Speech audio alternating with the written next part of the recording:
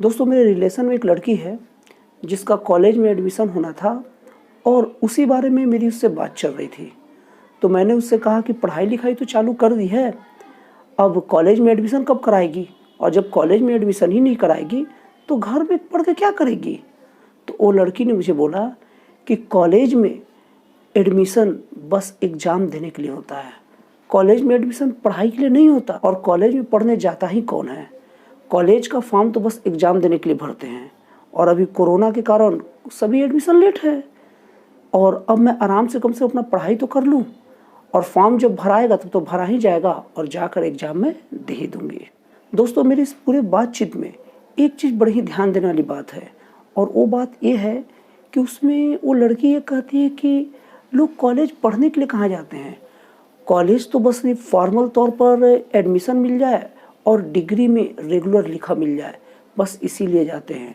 और बाकी सारी पढ़ाई लोग घर में करते हैं, कोचिंग के माध्यम से करते हैं। दोस्तों, यही बात प्राय सभी कॉलेज जाने वाले स्टूडेंट कहते हैं और इससे इतना तो साफ हो ही चुका है कि कॉलेज में पढ़ाई तो होती ही नहीं है।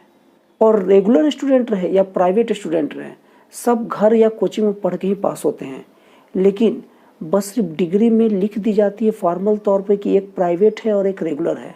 दोस्तों, इन सब बातों से एक चीज़ बड़ी ही गौर करने वाली है, बड़ी ही ध्यान देने वाली है कि क्या पुरानी शिक्षा नीति वाकई में उतनी कमज़ोर और जर्जर हो चुकी थी या पुरानी शिक्षा नीति को ठीक से लागू ही नहीं किया जा रहा था, उसे बस पन्ने पर उतार दिया जा रहा था। मतलब कि पुरानी शिक्षा नीति में कॉलेज में रेगुलर स्टूडेंट का आने का प्रावधान था और हर सब्जेक्ट का अलग से गाइड करने के लिए, ट्यूशन देने के लिए एक टीचर की व्यवस्था थी और ये माना गया था कि स्टूडेंट पूरे समय, पूरे जितने दिन का कोर्स है उतने दिन क्लास में बैठ के शिक्षा ग्रहण करेगा। और कॉलेज के द्वारा भी प्रोफेसरों की नियुक्ति की जाएगी कि उनका सतत पढ़ाई कराई जा सके, क्योंकि फीस में तो सब चीज़ जोड़ जाड़ के वो ले ही लेते हैं। ज़्यादातर विद्यार्थी अपने पढ़ाई को लेकर सेल्फ स्टडी या कोचिंग संस्थानों के भरोसे रहते हैं।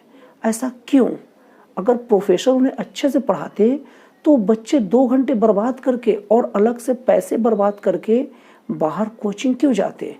मतलब कि पुरानी शिक्षा नीति में गड़बड़ी नहीं है, पुरानी शिक्षा नीति को ठीक से लागू किए जाने में गड़बड़ी है। अभी सरकार द्वारा, बड़े बड़े विशेषज्ञों द्वारा नई शिक्षा नीति का बहुत ज़्यादा स्वागत किया जा रहा है।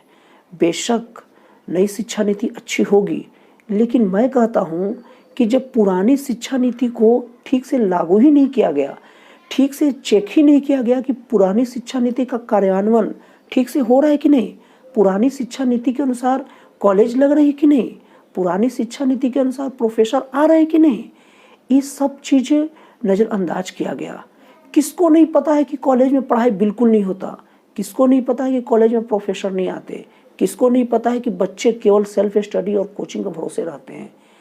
ये सब जानते हुए भी इसे कार्यान्वयन का ठीक से कोशिश नहीं किया जाना और ठीक से इस व्यवस्था को दुरुस्त नहीं किया जाना, ये अपने आप में एक बहुत ही सोचने वाली बात है। और अगर ठीक से लागू ही नहीं किए तो हम कैसे पुरानी शिक्षा नीति को गलत कह सकते हैं?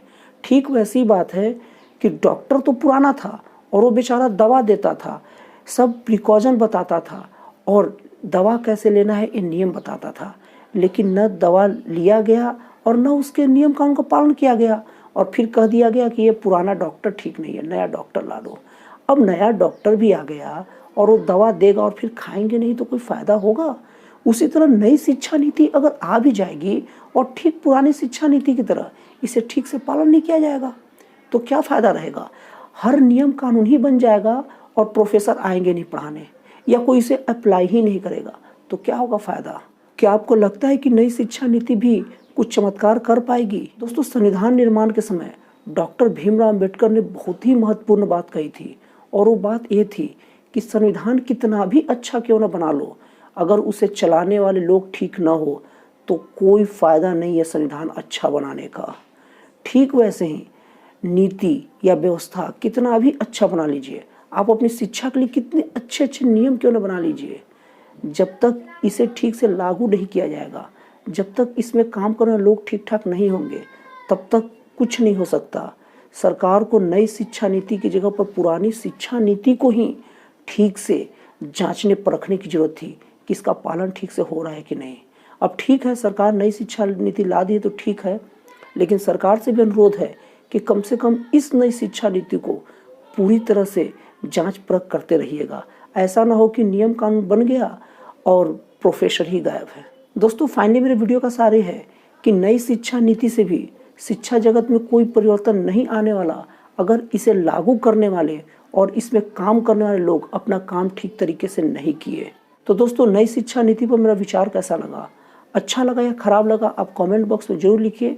जो अच्छा लगा उसे बताइए और जो खराब लगा उसे तो बहुत अच्छे से बताइए। और दोस्तों, अगर आपको ये मेरा वीडियो पसंद आया हो तो प्लीज़ आप इस चैनल को सब्सक्राइब कर दीजिए, ताकि इस टाइप का जब भी मैं कोई नया वीडियो डालूं तो इसका पहला नोटिफिकेशन आप तक पहुंचे।